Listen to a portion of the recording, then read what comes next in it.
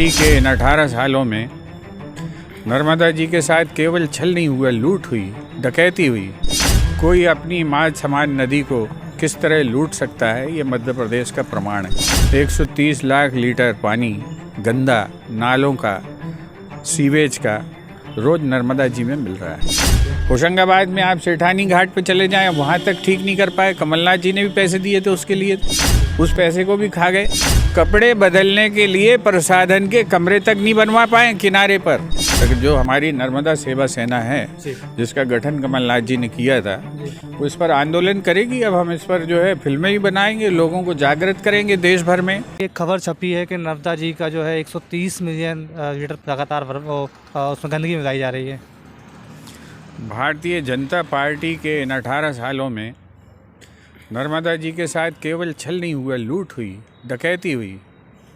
क्या रेत, क्या एक्वेटिक लाइफ, क्या जो है कहना चाहिए कि पर्यावरण, सबका सत्यानाश इन्होंने बिठाया।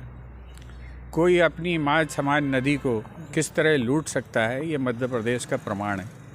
130 लाख लीटर पानी गंदा नालों का, सीवेज का रोज नर्मदा जी में मिल रहा है। देश के प्रदेश की जनता को भ्रम में डालने के लिए 28 सीवेज ट्रीटमेंट प्लांट के लिए टेंडर हुए 2017 में। आज 7 साल हो गए हैं। सरकार बताए कितने सीवेज ट्रीटमेंट प्लांट काम कर रहे हैं। आज हालत ये है, नेमावर जैसा तीर्थ स्थान, जहाँ पर जो है 4.9 मिलियन लीटर पानी, गंदा पानी वहाँ मिलता है, और एक का वहाँ पर प्लांट डाला गया है। बुधनी में ये हाल है, ये तो मुख्यमंत्री जी का, पूर्व मुख्यमंत्री जी का खुद का नगर है। वहाँ के हालात देख लें, बड़वानी में देख लें। और विदेशों की कंपनियों के नाम पर ये जो टेंडर दिए गए हैं, सरकार इसकी जांच कराए कि आज तक पूरे क्यों नहीं हुए। वो कंपनियां कहाँ भाग गईं, क्यों पूरे नहीं हुए। ये आपने कुछ दिन पहले भी एक बार एक प्रेस कॉन्फ्रेंस की थी इसी को लेकर। इसके बाद से क्या परिवर्तन आया, सरकार जागी है? कोई नहीं जागी है। अब ये रिपोर्ट आ रही है सामने।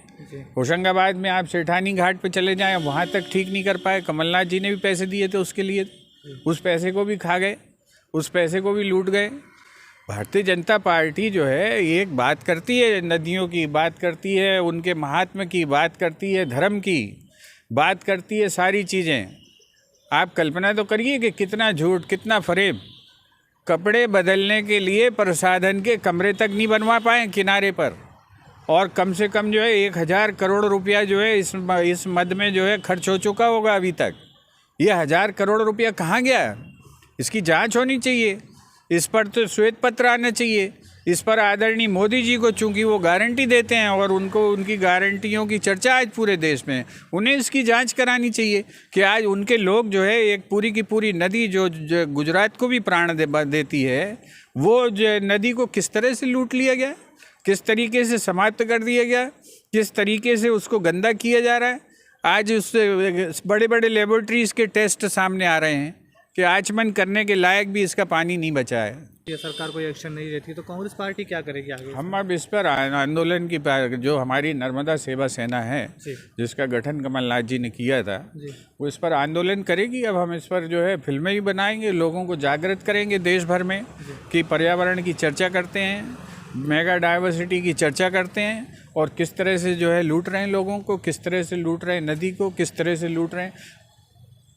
नर्मदा मैया का पर्सनल अकाउंट खोलने का वादा इस सरकार ने किया था। कहाँ है वो, खाते का नंबर बताए सरकार।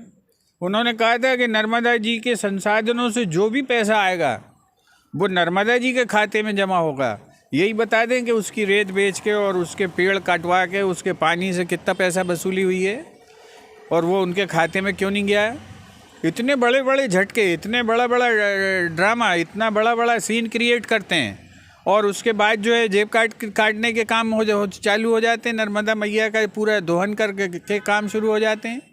ये जो है ये बात सामने आनी चाहिए, और जागृति, जो नर्मदा पर करोड़ों लोगों की नर्मदा मैया पर आस्था है, जो किनारे लोग रहते हैं वो रोज़ पूजा अर्चना करते हैं, उसको अपनी माँ मानते हैं, उन सब लोगों को ठेस लगी हुई है इससे, और उन सब लोगों को उन पर इस बात के लिए जागरूक किया जाएगा।